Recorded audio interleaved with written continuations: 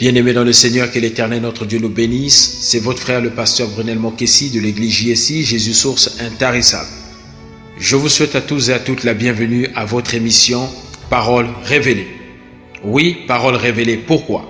Parce que la Bible nous enseigne simplement que c'est avec un ardent désir que le monde attend la révélation qui viendra des fils de Dieu. Tu es une fille de Dieu, je suis un fils de Dieu, et nous devons recevoir de Dieu la révélation, c'est une promesse. Pourquoi? Parce que nous avons la responsabilité de la transmettre dans ce monde en vue de sauver les âmes perdues. Non seulement cela, mais aussi pour notre perfectionnement à nous les saints. C'est pourquoi je veux croire qu'en cet instant, nous allons être bénis. Nous allons être largement bénis parce qu'ensemble, nous sommes en train d'unir notre foi pour que nous puissions vivre le miracle. Et la parole qui va être libérée aujourd'hui va produire quelque chose de bien en toi et en moi. La parole qui va être annoncée aujourd'hui va restaurer quelqu'un. La parole qui va être libérée à cet instant va encourager quelqu'un afin que chacun de nous entrons dans notre destinée prophétique. Le thème que je voudrais aborder, c'est le travail est la clé de la réussite. Oui, je le répète, le travail est la clé de la réussite. Pourquoi? Parce que notre Dieu, dès le commencement, nous a montré qu'il est un Dieu qui travaille. La Bible nous dit ceci: l'Éternel notre Dieu a travaillé pendant 6 jours et le 7e jour il se reposa. Dieu n'est pas un Dieu paresseux. Dès le commencement, il nous a montré les couleurs. Il a dit que je suis un Dieu bosseur, un Dieu qui aime travailler. Il créa les cieux et la terre, les astres, tout ce que vous connaissez. Le 6e jour, il créa l'homme et la femme. Après les avoir créés, la Bible déclare qu'il plaça Adam et Ève dans le jardin d'Éden. Oui, je dis créer, mais créer, c'est dans l'esprit. Former, c'est l'aspect physique. Vous l'avez compris. Donc Dieu crée et forme l'homme et la femme. Après les avoir formés, il les place dans le jardin d'Éden. Et quand ils sont dans le jardin d'Éden, ce n'est pas pour se balader. Ils sont dans le jardin d'Éden parce qu'ils ont la responsabilité. Ils sont des intendants du jardin. Ils prennent soin du jardin. Donc ils travaillent.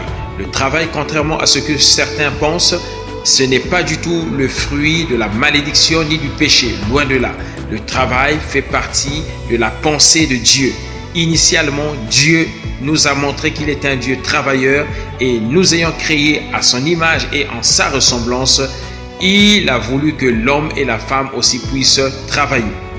Mais le travail est un sujet assez complexe. Pourquoi? Parce qu'il y a certaines personnes aujourd'hui qui ont du mal à trouver du travail. Donc ça présente un obstacle, c'est très difficile. Nous prions pour ces personnes afin que Dieu se souvienne d'elles pour que demain, les personnes puissent travailler. Je voudrais que demain, après avoir écouté ce message, que tu te souviennes que le pasteur Brunel avait prié pour toi dans le nom puissant de Jésus-Christ. Viens témoigner sur le groupe que après avoir écouté ce message, même pas une semaine après, tu as reçu un appel pour aller travailler dans le nom de Jésus. Or, il y a aussi une autre catégorie de personnes, celles qui travaillent, mais qui malheureusement quittent la maison avec la boule au ventre. Simplement pourquoi? Parce qu'elles sont stressées, parce que le patron ne les comprend pas, le patron les méprise, les collègues au travail les discréditent, les méprisent également. C'est très difficile et la charge d'activité augmente de jour en jour et donc du coup ça devient très déstabilisant. Bien-aimé dans le Seigneur, je voudrais dire ceci. Celui qui ne travaille pas souffrira. Le travail est une bénédiction et non une malédiction. Si bien que cela n'est pas toujours si simple. Mais nous devons persévérer. Alors pour soutenir cette thèse, nous allons lire la parole de Dieu dans le livre de Proverbes au chapitre 18, verset 9. La Bible dit: celui qui néglige son travail et celui qui le détruit se ressemblent comme des frères. Je répète, celui qui néglige son travail et celui qui le détruit se ressemblent comme des frères. Donc Dieu dans sa parole ne fait aucune distinction entre l'homme négligent et l'homme destructeur. Celui qui détruit est égal à celui qui néglige est aussi celui qui détruit. Mon frère, ma soeur, sur la terre, rien ne sera jamais facile. L'herbe ne sera jamais plus fraîche ailleurs que là où tu te trouves. C'est pourquoi un enfant de Dieu doit se battre. Quelquefois, d'autres trouvent des excuses. Non, je vais quitter mon travail parce que j'en ai marre. Certainement, comme c'est difficile.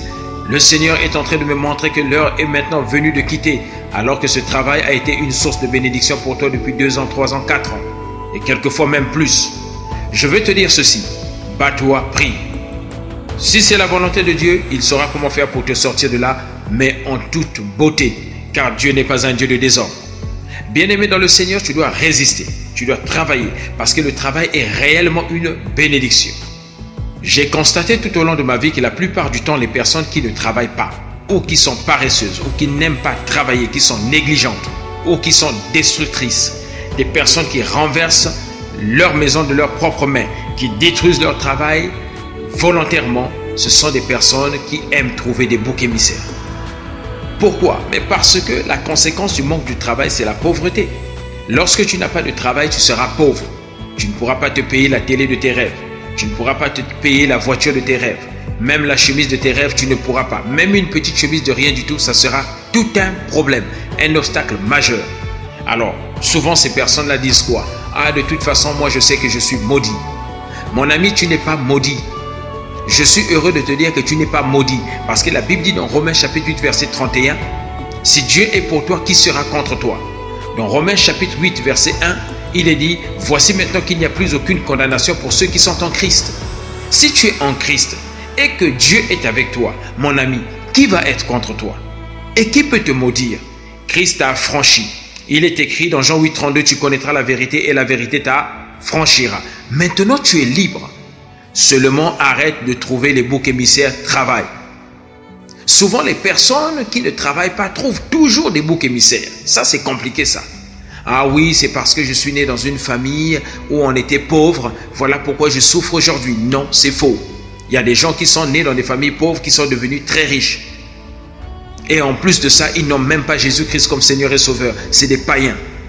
Il y a des gens qui disent oui, c'est parce que j'étais un enfant mal aimé, mon père préféré, ma soeur, voilà, était la chouchoute de papa et maman. Non, c'est faux.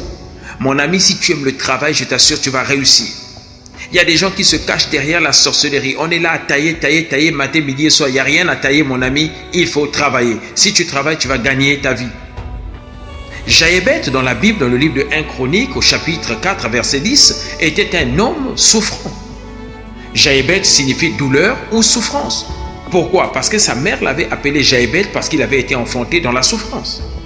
Mais Jaébet n'a pas cherché à maudire qui que ce soit dans sa famille. Jaébet, quand il a compris que sa vie était bloquée et que tout semblait difficile, il s'en est remis à l'Éternel. Il a regardé à Dieu, il a dit non Seigneur, trop c'est trop. Je souffre, c'est vrai. Je sens que je suis très limité. Éternel mon Dieu, si tu me délivres, je serai ton esclave, je vais te servir. Élargis mes tentes, Seigneur. La Bible déclare que Jaébet n'a pas accusé sa mère. Mais pourtant, sa mère lui avait donné le nom de Jaébet parce qu'on l'avait enfanté dans la souffrance. Frères, sœurs bien-aimés, Jaébet n'a pas trouvé de bouc émissaire. Jaébet s'en est remis à l'Éternel. Il a dit, Seigneur, moi je n'ai que toi. Toi, tu as Dieu. Remets-toi à l'Éternel, arrête de trouver des excuses. Si on arrête de trouver des excuses et qu'on travaille, on va réussir. Je le répète, si Dieu est pour toi et moi, qui sera contre nous? Aujourd'hui, le message est très simple. Je voudrais dire à quelqu'un, dans ton mariage, bats-toi. Bats-toi. Comment tu vas te battre? Aime le pardon. Pardonne mon ami. Développe le dialogue. Abaisse-toi quand il le faut. Fais des concessions. Parce que aimer, c'est donner. La Bible dit dans Jean 3, 16, « Car Dieu a tant aimé le monde, il a donné son Fils unique, afin que quiconque croit en lui ne périsse point, mais qu'il ait la vie éternelle. » Aimer, c'est donner. Quand on aime, on donne. Donne de ton temps, donne de ta joie. Ne trouve pas des excuses. Donne cela, donne de ton temps, donne de ton amour. Investis-toi. Ton couple sera solide.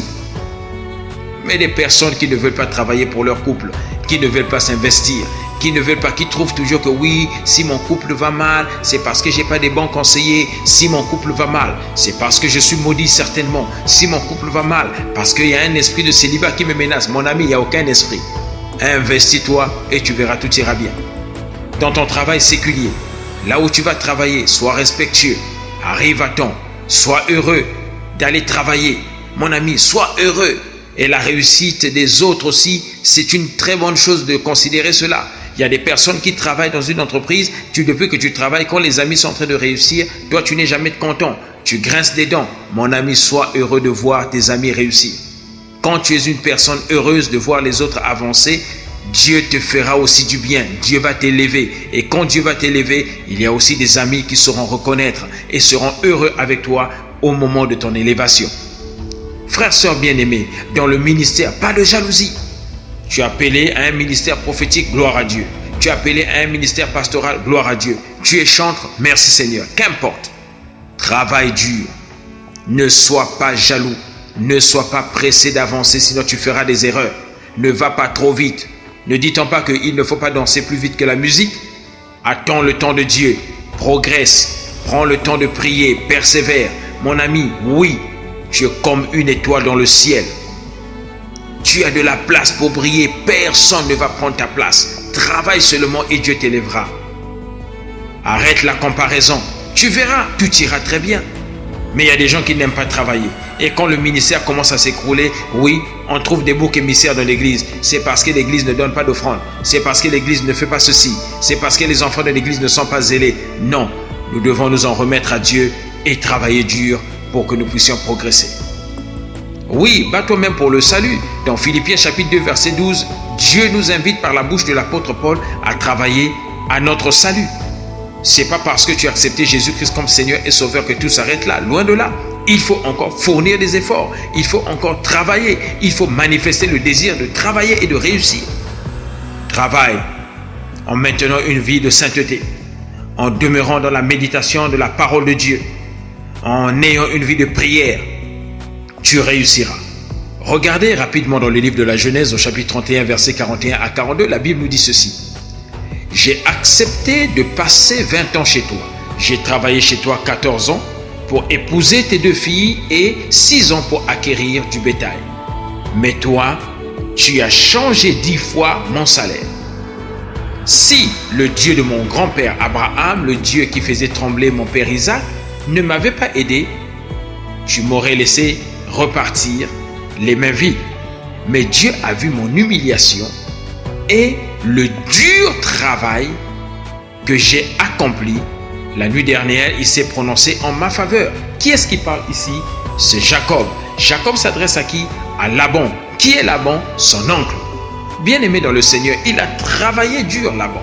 Il est en train de dire que j'ai travaillé dur. Malgré les arnaques, il a été arnaqué plusieurs fois. Quand il a voulu travailler, quand il a travaillé 7 ans pour obtenir Rachel, on lui a donné Léa. Après, il fallait qu'il travaille encore 7 ans pour avoir Rachel. Donc 14 ans pour avoir ses 2 épouses. Plus encore 6 ans pour garder le menu bétail de son beau-père, qui est aussi son oncle. Bien-aimé, la Bible déclare qu'il a travaillé dur. Il a travaillé dur. Frère, la vie, c'est le travail. Le travail, c'est la santé. Si tu travailles dur, tu vas réussir. Si tu travailles, tu vas réussir. Je t'assure, travaille, bien-aimé. Concentre-toi sur ton travail. Aime le travail et Dieu te bénira. C'est pourquoi notre clé aujourd'hui, c'est le travail et le travail. Parce que le travail est réellement la clé de la réussite. En Afrique, on a brûlé beaucoup de gens. On a brûlé des parents. Parce qu'il y avait des gens irresponsables qui parfois ne voulaient pas travailler. Je dis parfois parce que ce n'est pas la raison unique. Il y a des malédictions qui s'abattent dans la vie de l'homme, mais je parle du travail. Il y a des hommes, à cause de leur fainéantise, de leur paresse, de leur manque de bonne volonté, de manque de détermination, ces personnes ont été plongées dans le chaos et ont été plongées dans le chômage, ont été plongées dans des difficultés majeures à tel point qu'elles ont même fini par aller voir des marabouts pour maudire les autres. Travail. Le travail est la clé de la réussite. Celui qui ne travaille pas souffrira. Le travail est une bénédiction et non une malédiction, si bien que cela n'est pas toujours simple. Mais celui qui veut travailler, et s'il est conscient que Dieu est avec lui, et s'il marche selon les voies de Dieu, l'Éternel le bénira. C'est votre frère, le pasteur Brunel Kessi. À une prochaine occasion, à votre émission, Parole révélée. À bientôt.